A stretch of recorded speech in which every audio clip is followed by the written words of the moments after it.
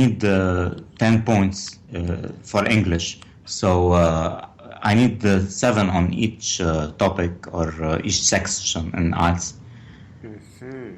I see. Okay, and where are you based now?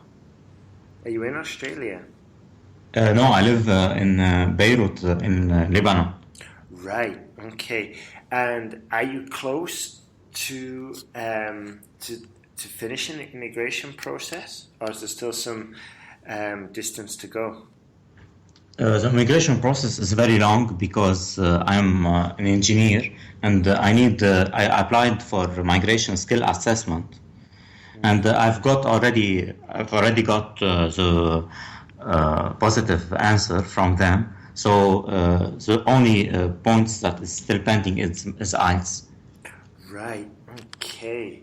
Now then, so have you taken IELTS before? I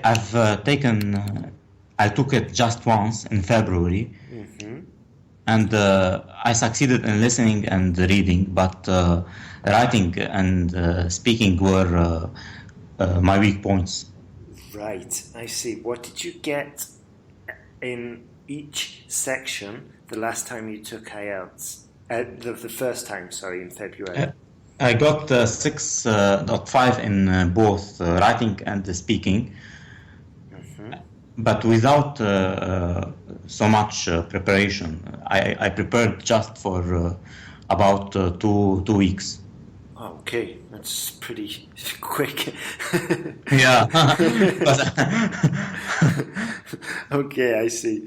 And then you took it again, didn't you? A couple of weeks ago. Yeah, but then I didn't try to fix right away an exam and to rush because I know that to jump, there is no magic. You have to prepare a lot in IELTS to jump from a grade from even 0.5 band is you need to work very much on yourself. Yes.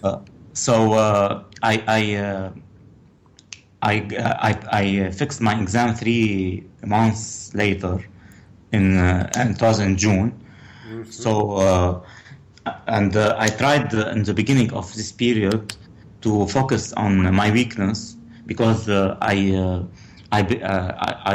noticed that my weak point was grammar, not vocabulary, because I had many problem of grammar. So I got a book of grammar which is very important for it. I don't know. You want me to say its name? Yeah. Tell us, please. It's English Grammar in Use. I don't know if you know it, by Cambridge. Of course, yes. This is the Bible for all English teachers. It's and like I think it was, I don't know, a podcast years ago I did with a tutor. She recommended this book, and by the way, students, you can either buy the physical book, maybe on Amazon, but you can also usually find a version on Scribd, which is scribd.com. So you just put Scribd, and you can find a PDF version there, download it. So tell us, what did you do with this book to improve your... Actually, Ben, I've downloaded it at the beginning, and I started to read it I printed out all the book, and so it was easy for me to get it. But I like it so much, so now I've bought it because I like to keep it. Fantastic. a brand new copy without touching it even, just to be there in the library. So that's it. But it's it's very important because you don't get boring while reading grammar, because on each page you have plenty of examples and pictures. I'm a visual learner, so I like pictures. So it's very important. Interesting. Yeah. So what did you do? Like, can you tell us how you used the book? Because you were preparing for 3 months, 3 entire months, yeah?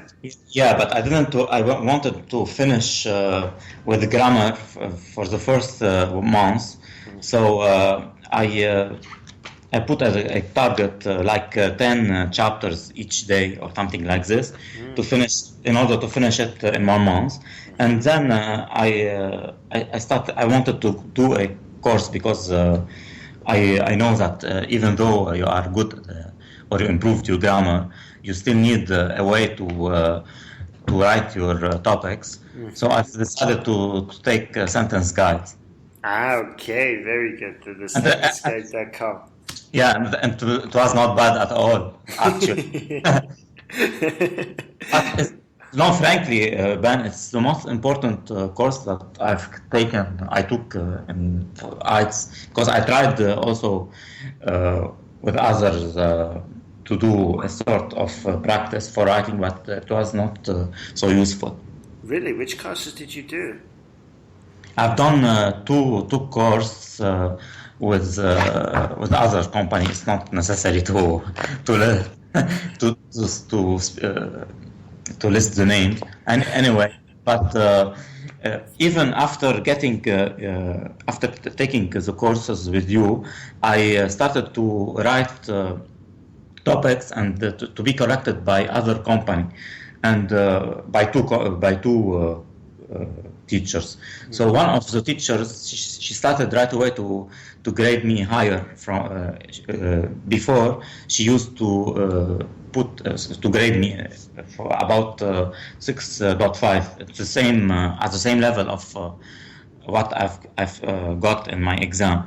However, right away she started to grade me, to give me a score about 7.5. So I was sure I made an improvement. However, a second teacher, when I sent for him a topic, as a topic, he started to blame me about how to write an introduction about, say, for example, I'm going to speak about this matter and giving examples from the Harvard and from, let's say, Italian government to demonstrate point and support arguments. So she started to criticize these things. No, you shouldn't put it in the introduction. I don't feel it's good. But I didn't listen and I didn't listen to him, and I fixed just on your way.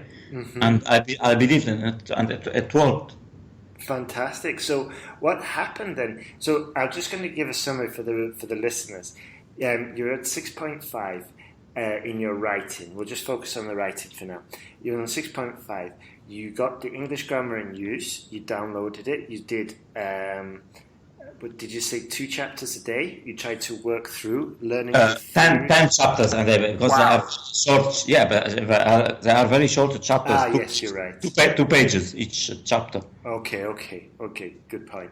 So you did 10 chapters a day. Worked through that. You did a few of the training courses as well, and you also enrolled in my course, in the sentence guide at sentenceguide.com, and you were also using other essay correction services, and one of them was saying, well done, your score's improving, and the other one was saying, don't do it like this. He criticized a lot.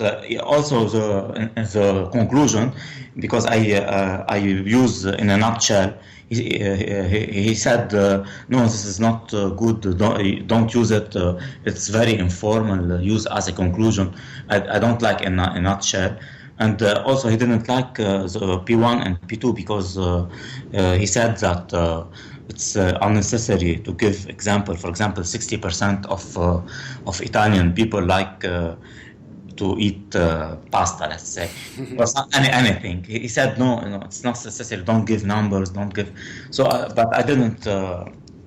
That's interesting. You'll have to tell me after the call, or if you want, Joe, you can tell us now who this person was. Who was this?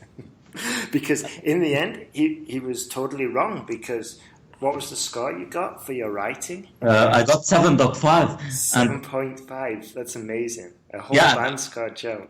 And Ben, and I think that if I was not stressed, I could have got, for example, 8 or 8.5. because I was stressed in the exam, and I felt that the time is very short. So I wrote task one in about 13 minutes just. Wow, it's pretty fast. Yeah, because I started with task two, because the grades or the proportion of score is more important in task two. So I started with task two, and then I ran out of time. So I did task one in just 13 minutes. Wow, okay. Which one was it, by the way? I can't remember. Was it the academic or the general?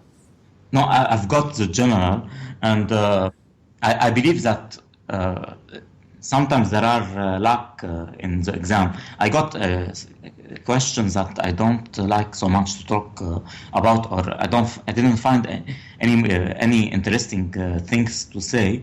However, I focus just on two simple ideas. It's not necessary to, because before getting your course, I was out of focus. I had in my mind many things to say, and I thought that more you show the examiner that you have ideas, more he will be rating you, which is not true. Because in my last exam, my ideas were very short. Exactly. Yeah, this is it. I think so many students have exactly the same challenges as you just mentioned. And we have to remember that even though the question might seem sophisticated, that doesn't mean you have to give sophisticated answers. And also, we have to remember that this is a language exam, and the quality or quantity of your ideas, they have to be relevant, of course, but they don't have to be like groundbreaking, Nobel Prize winning ideas. They just have to be well structured and clearly communicated. And I think, I think this is one of the goals I had when I was setting out making the sentence guide. And so I'm glad that helped you there. But what would you say was the biggest takeaway or the biggest value from doing the course? It was very important because first of all I have a structure now in my mind, so it's easier to start writing, and this also saves time because before I didn't have a structure, so I start to write whatever in my mind. And then I got confused, and time passed. So I think now I have a structure. This is very important. Moreover, the sentence for task one also, they are very important because as I have told you at the beginning, I did the task one in just 13 minutes because I had in my mind your sentences. I use them a lot. I lose them many times in the essay, and this helped me to write 150 words, the minimum needed in order to avoid any penalty. Yep, totally. Yeah, this is it. I think if you've got the right sentences for task one, it's so much easier because it's just copy paste, and these sentences are exactly what's needed to write a good letter. It's all the formal ones, and I think in your case you probably just memorized them and used them exactly as you first heard them, put them in there, and bang, you can write a high-scoring letter pretty fast. Yeah.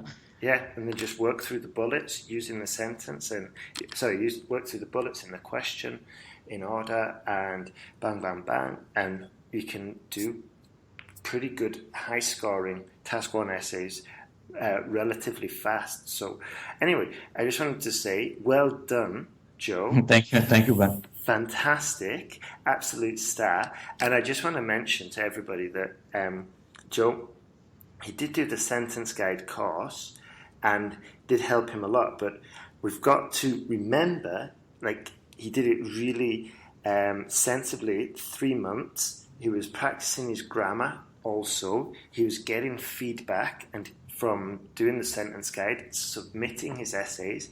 He worked through every single module. He was submitting his ideas, getting feedback. He was submitting his essays, essay after essay, and that's why he improved so much. And he didn't tell us before, my team, that he was also sending his essays to other tutors. just to be on the safe side.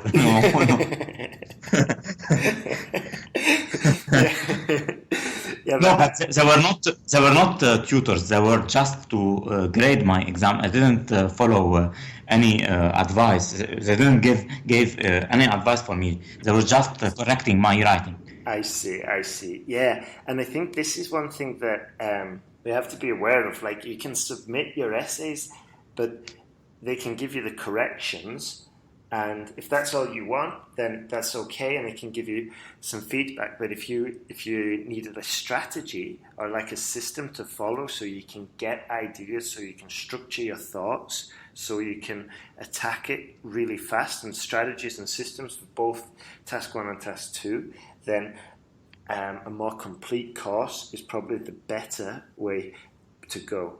So, Joe, let's finish up talking about the writing. Fantastic result. But one thing I want to mention, okay, actually, I'll just let you mention it.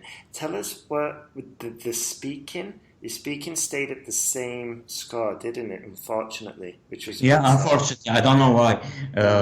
Because in my first exam, I was very stressed, and I didn't talk. I didn't speak or explain anything. However, in my second exam, I did better than the first. But I don't know why my grade didn't change, and I got the same grade. Such a shame. It's such a shame. And what were you doing to improve your speaking over the 3 months? That's an important question. I got also the sentence guide speaking course.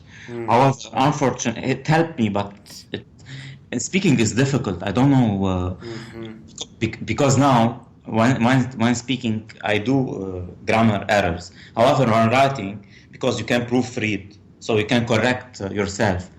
So now, what is happening to me when I speak? I don't have time to think about the grammar. So this is some tricky, because you have to think while you are talking, which is not feasible. Yeah, I know. So I think speaking, to improve your speaking, especially your grammar part in speaking, you have to practice a lot with friends, or I don't know. And in my country, I don't have foreigners, friends, or English native friends. So it's more difficult for me. Yeah, it can be a real challenge, and the speaking, it's exactly like you said. I mean, it's two different sort of like parts of the brain, the writing mind and the speaking mind. And yeah, once you speak, exactly as you said, you can't go back and do the corrections afterwards. It just makes it more complicated. So with speaking, it's sort of like you can only get it right the first time. Yeah, it's a real tricky one. But so you did the course, and then I took 5 hours with Philip. You know Philip? Yeah. From England. Yeah, he is a good guy, and I like the session with him. However, I don't know. Yeah, I didn't improve I a lot think in speaking. It's I think with speaking, it comes. I mean, from my personal experience speaking languages, it comes through like time. I'm just putting in hours and hours and hours and speaking like with native speakers, but also getting feedback at the same time, and it can be a real challenge, you know. Have you decided on a way, or are you going to get more classes in the future? How are you going to deal with this challenge going forward? I'm browsing on internet the best things to prepare for speaking. I think watching film, because I don't watch American movies so much. So I think watching movies is important. I just to tell you, during those 3 months that I was preparing for my last IELTS, I've been watching BBC News almost every day, and every day, and every word that I don't know or I don't know explanation, I used to search it online to find the meaning. So and this helped me a lot for reading and for listening. It was very, because in my first exam, I got 8 on reading and listening, but it was difficult, more difficult than the last exam. In my last exam, I feel that they became very familiar to me. And it was easy to understand what is the topic, and with less effort, with less effort. So that's it. It's very important to listen to English talks and news. But however, I think it's better also to listen for speaking, to listen to American movies. And sometimes I try now to repeat the topic. This is what I was going to say, Joe. Like, for the 3 months, it was excellent. You were listening to the BBC, watching it every morning and stuff, and then writing down the vocabulary and stuff. And these exercises, they're beneficial. But I was going to say that I think just from listening, that fluency would benefit you if you worked on your fluency. Yeah, because there's lots of components when we're looking at speaking. And I think in your case, building your fluency would be more beneficial than maybe building your vocabulary, because your vocabulary is very rich. But sometimes with the fluency, if you worked on that area, I am pretty certain that you would improve your score. And what you were just saying before, like you would listen and then repeat, I think personally, if you were doing that, listening and repeating, it would become a lot easier, for you. And I think your score would definitely improve just by listening and repeating. And I think the best source to listen and repeat to, there's two actually. You can listen to mock speaking exams. I did a few recordings with native English speakers, and they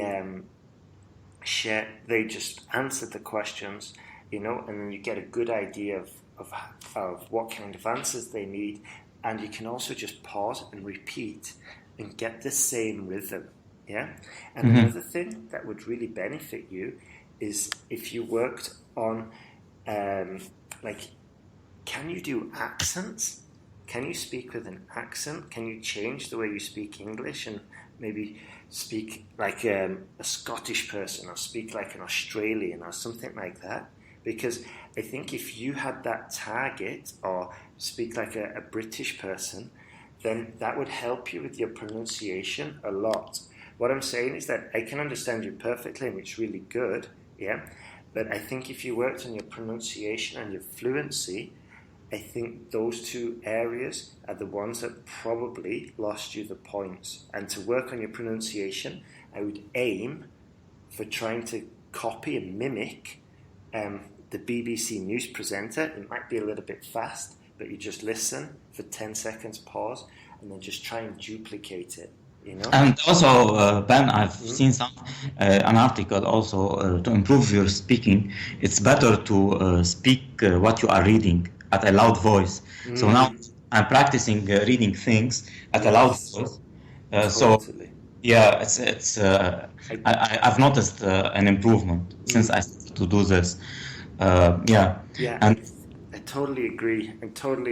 And maybe you can read I don't know, sample essays or news articles and stuff like that. The thing is, though, with speaking, and I don't know, a lot of people are conscious about practicing the speaking because they'll think, oh, somebody will hear me and they might think I'm silly, or they might hear me and I'm in my room speaking by myself, and it's really kind of a challenge to find the time and the space and the place to do it. But the thing is, it's so beneficial to do it, And one more thing I started to do 2 days ago is to record myself, is to put, for example, a topic or something, or like an exam, speaking exam, and to go through all the questions and record myself and to hear the playback. Yeah. And it's and I'm noticing that what are my weakest points. Yeah. Well, if you want, Joe, you can send me your recordings, or if you want, I can just send you some recordings of some sample answers. Yeah, I'll send you the links, actually, sorry. And what I can do is just send you the links with the transcript and the actual student speaking, his native English speaker. Very good. You know what I mean? And then you can read the transcripts, record them, and then you can listen to the native speaker as well, and just try and mimic the person, because the person who I got to do it was a friend, and he had quite a neutral accent, so that's a good sort of like standard, a good objective to go for, and I think that would definitely help. That would be thank you. Beneficial. I'll send the links after the podcast. I want also to speak about things. One major thing that, for example, if my weak point is in writing or speaking, during the 3 months that I prepared, I focused on this, and I didn't practice listening and reading. However, the 2 weeks just before the exam, I started to prepare for these models to do, for example, a test speaking and one test listening and one test reading on internet for every day, and it was also good because you can refresh up your thinking about these parts of IELTS. Yeah, totally agree there. Totally agree. So I suggest always to focus on your weak point, and then at the end, before the exam for about 2 or 3 weeks to start to refresh up with other parts. Yeah, I totally agree. Getting familiar with the format, familiar with the questions. I always see this like preparing for like athletic events or sporting events, just getting familiar with the format, the structure. So when you do get into the exam, you're sort of like warm, you're ready, and you can just treat it like a practice exam. So you get, so you're more confident about doing it, you'll be more relaxed, and then come on exam day, it's exactly. So now smoother.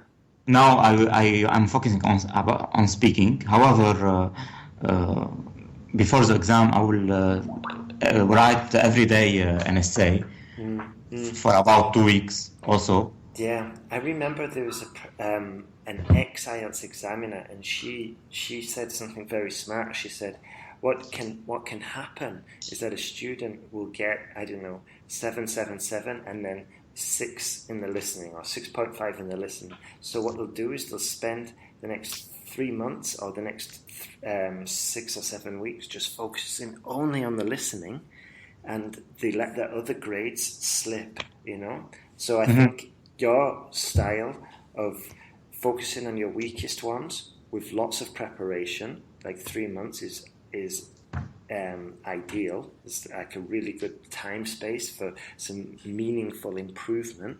But you wait, you focus on your weakest points, and then a month before you go back and you refresh your other skills rather than just letting them slip. So great advice there. Yeah, this is important. And also I want to tell that the what you write is not important at all, because I had the question in task 1 in writing.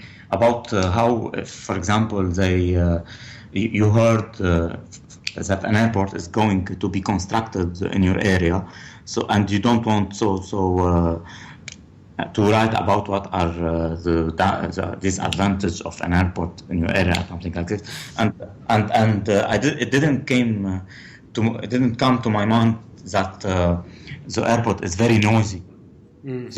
Because this is the most important disadvantage, noise. But for me, it was traffic, so I put that it will create more traffic in the city, something like this. And when I came back home, I was talking to a friend. She said to me, "No, you should have say about noise. How you are deaf or what? No, not something like this." But so I worried about this, but. No, it didn't affect my grade at all. Exactly. It's so sad when people think that it's the quality of your answer. It just has to be like valid. It has to be relevant. If you just said, "I don't want an airport in my neighborhood because my plants will grow weaker," then that's totally stupid. It's totally irrelevant and it's not valid. You're pushing the limit. But what you're saying about traffic is absolutely valid.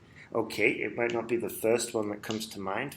For most people, maybe a lot of people will think about noise, but it doesn't mean that that's the correct answer just because it's the first one. Yes, there is no correct that's what I want to tell. There is no correct answer. Yeah, you just have to argue and you have to put like a logical case forward. And just going back to task 2, you have to put a logical case forward, your position, and then this is why examples are so useful and it's such a valuable skill, and that's why there's a whole chapter developed to it in the sentence guide.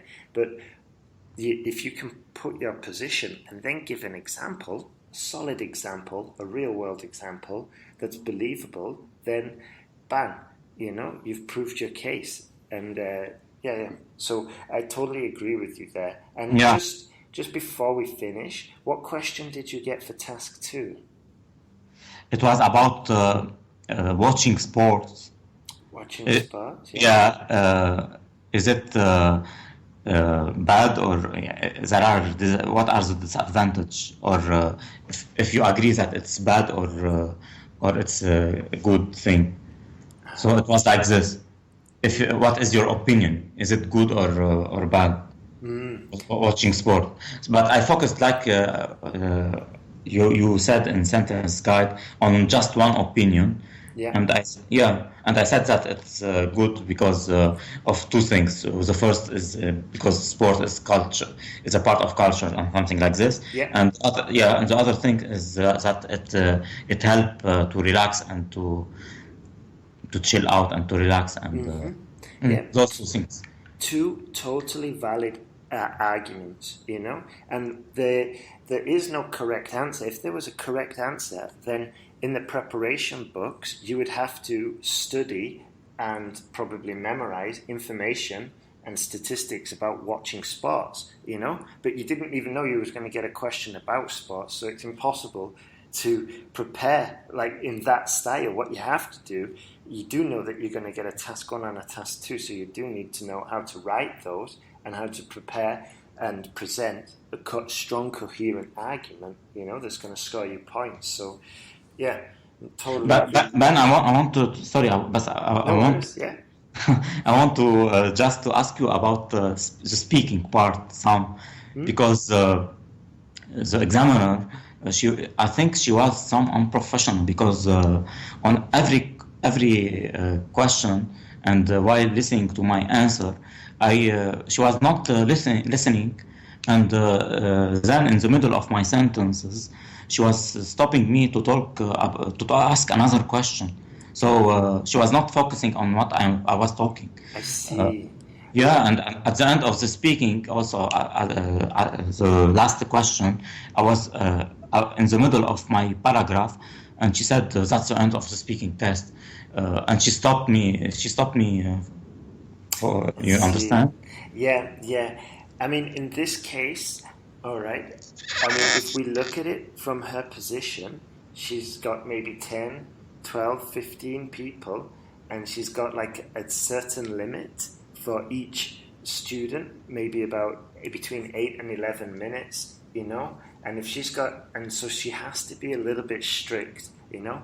I mean, ideally, she could have said, "I'm sorry, the speaking test has ended," or you know, or just "Thank you, but we have to cut it short." Like, you know, just some little polite things like that. But I don't know.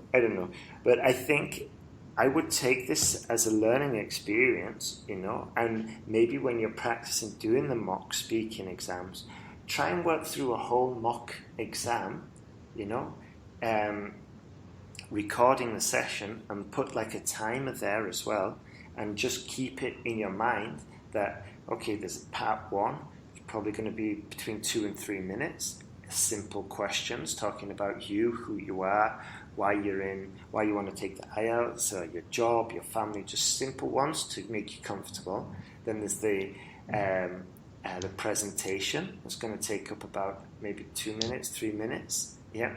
And then you've got 4 minutes of task 3 questions, which are going to be difficult. And she needs to put at least, I don't know, 3 or 4, 5 questions in there. So maybe you want to estimate 40 seconds for each answer, you know? I mean, that's one way of training for it. Oh yeah, I will try this. But I want to ask you, task 3 is the the topic or task that is the most important. The grade is just you are graded on your task 3 answers. No. Because they are very tricky. Sometimes I don't speak, or I had a silent moment in the last exam in one answer because I didn't know what to talk about. It was not to search for the vocabulary. It was just to think about what to answer the question. I see. It was very tricky. What do you think is the difference between what people used to collect in the past and what they collect at the moment? Right. Okay. So it's difficult. Joe, do you have a technique to like paraphrase the question just to give yourself a few more minutes? For example, you can say, collections, the differences between nowadays and in the past. That's interesting. Well, and you've just given yourself 4 or 5 seconds, you know, or you could even just say, collections, the differences between nowadays and the past. To be honest with you, I'm not entirely sure because personally, I'm not a collector. In my spare time, I prefer to do other things, such as... You know what I mean? And you can try that, but I think instead of just letting a silent space happen, which might make you nervous, and might make the examiner... She doesn't know if you're looking for vocabulary, if you're looking for sentences, or if you just don't know the topic. But if you can just paraphrase the question and then say, well, to be honest with you, I'm not entirely certain, I'm not entirely sure about collections because it's something that I'm not a collector myself, so it's really difficult to answer. I'm sorry, you know? Yeah. I think that would be the best way to get out of that situation, you know?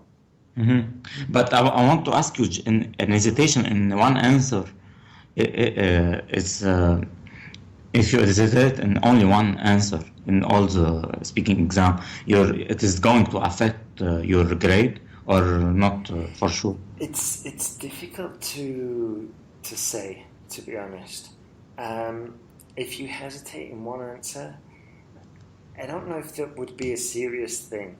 And if you're hesitating all the way through, but you've also got to remember, Joe, that there's 4 components, to the exam, and it's going to affect your fluency if you are hesitant. And that's why I was saying it's probably better to paraphrase or just to use little fillers, like... Yeah, that's what I'm doing now. I'm learning some fillers. Like, for example, that's an important question or that's a tricky question. Yeah. Oh, I didn't think about it before, and something like this. and it's like just little collocations like that that'll just boost your confidence, and it'll give you a few seconds more thinking time. You know, like and there's lots of different collocations you can do, or little fillers. You know, like, oh, that's a really good question. To be honest with you, I've never really considered it, but to be honest, I think I would probably blah blah blah. And I will try also to use, because in my although I got the sentence guide speaking course, but I didn't apply it in my speaking because I was stressed in the exam. But yeah, for the next time I will try to do that, like this general personal, and then an example, and then the finishing, like you said in The structures. course. Yeah, the structure is And important. in the sentence guide as well, there's lots of opportunities to use. But I use the mind map. Sorry? I use the mind map for task 2. Okay, good. But I was going to say this. I'm sure there's a chapter about fillers. I'm sure there's an opportunity where you can practice the fillers. I'm pretty certain. And yeah, with the speaking, I tried to give a structure as well. But as we said before, it is a little bit trickier. But yeah, if you haven't worked through it, have a good work through, and don't be. And you can send me emails as well, asking questions like, "Hey, can I do this?" or "Would it be a good idea to do this?" Uh-huh. Yeah. Plus, Thanks. you can also ask in the Facebook group as well, because there's all the students helping each other there, And I saw it the other day. You was talking with Denise, and you posted your scores. One last thing, Joe, and then we're going to have to finish. But I noticed in our Facebook group for the students of the sentence guide that you put, I failed my speaking exam. Mm-hmm. Yeah, this is how you wrote it. You put, I failed my speaking exam, blah, blah, blah, but I did pass my writing. Yeah. And at first I was like, oh, no, he's failed. Oh, no. And then I read it all, and I was like, whoa, he's just jumped a whole band in his writing, And I think what's happened there is you focused only on the negative, and you just sort of like, that's where most of your attention was, because that's what you put there first. No, because I was so stressed, because I want to finish with IELTS, but yeah. But now I applied for remark now. I'm waiting. Okay. All right. but what I was going to say was that it's so typical, and I do it myself, and I've got to train myself to stop it, but it's so easy just to focus on the negative. And he didn't really mention, he was like, oh yeah, but I passed my writing, I just jumped a whole band score, no big deal. I failed my writing, I failed my speaking, But what I want to say is that you should be congratulating yourself, and you should be focusing on your successes, because that's where you're going to get more confidence from going forward, And it's just like, okay, I jumped a whole band score in my writing, so there's no reason why I can't jump a whole band score in my speaking. If I just apply the same mentality of focus, dedication, practice, and you can nail this. You can get it done, Joe. Trust me. Yeah. I am sure that I will do it. Yeah. I'm pretty certain too. Okay, but IELTS takes time. It's not automatic like some students think. It's not automatic. It's not a matter of luck. Exactly. Yeah, that's true. I mean, sometimes there is a little bit of luck. Like I remember one student in the speaking, her speaking topic was herself. So she only had to talk about herself. Oh. No. That's not a bad speaking topic, Yeah. So it's like that. This is task 1.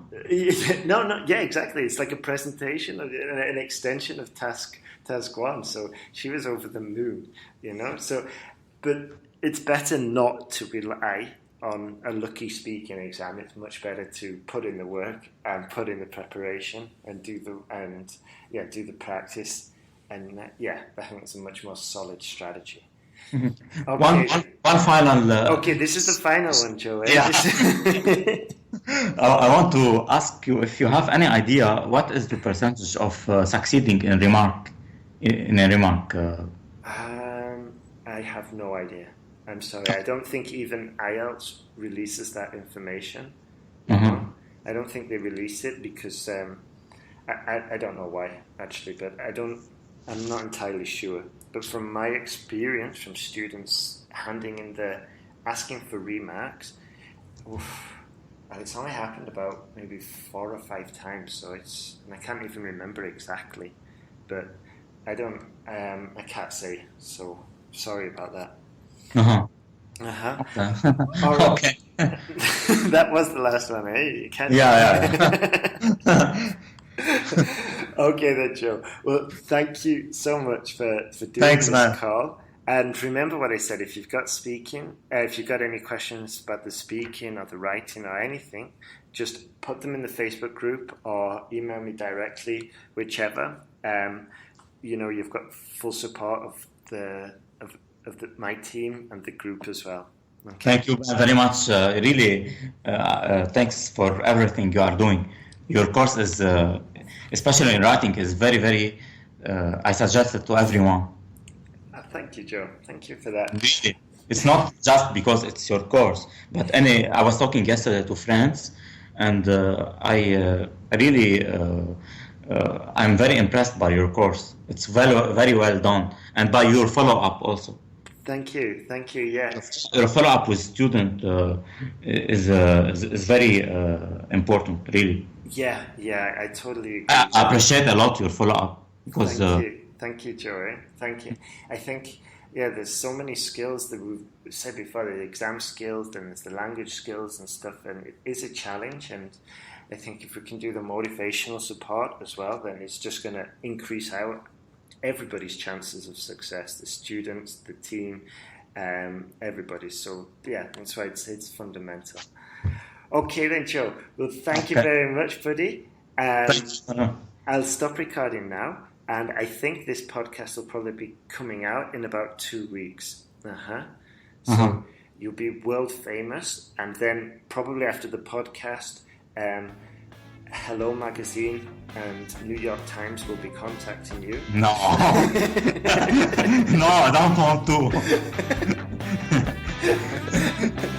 I don't like this kind of thing.